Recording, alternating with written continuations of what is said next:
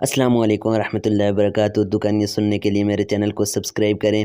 کہتے ہیں کہ موسیٰ علیہ السلام نے قارون کو زکوٰۃ کا کہا تو قارون نے برا مان گیا۔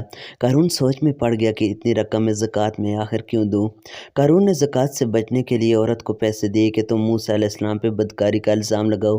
موسیٰ علیہ السلام ایک مجمع میں لوگوں سے وعظ فرما رہے تھے کہ وہاں وہ عورت بھی پہنچی۔ موسیٰ علیہ السلام سے مجمع میں ایک پوچھنے والے نے پوچھا کہ جو انسان کسی عورت سے زنا کرے اس کی کیا سزا ہے؟ موسیٰ علیہ السلام نے فرمایا اگر وہ انسان شادی شدہ ہے تو اس کو پتھر مار کر قتل کیا جائے۔ اس نے کہا یہ عورت کچھ کہنا چاہتی ہے۔ اس نے عورت کو کھڑا کیا۔ موسیٰ علیہ السلام نے کہا کیا کہتی ہو بی بی، کیا مسئلہ ہے آپ کا؟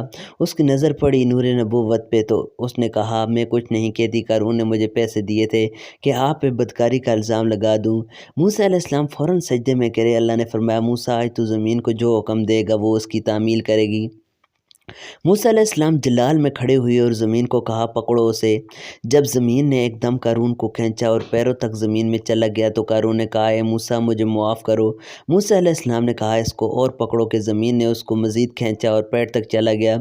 قارون نے چیخ کر کہا کہ موسیٰ مجھے معاف کرو۔ قارون کہتا ہے معاف کر دو۔ موسیٰ علیہ السلام نے فرمایا اور پکڑو، اور یوں زمین نے اس کو پورا کھینچ لیا۔ کچھ وقت بعد اللہ نے جبرائیل علیہ السلام کو اتارا، فرمایا موسیٰ بڑا مضبوط ہے تیرا دل، اس نے تیری اتنی منتیں کی اور یہ نرم نہ ہوا۔ میری عزت کی قسم اگر قارون مجھے ایک بار بھی پکارتا تو میں اس کو زمین سے واپس نکال لیتا۔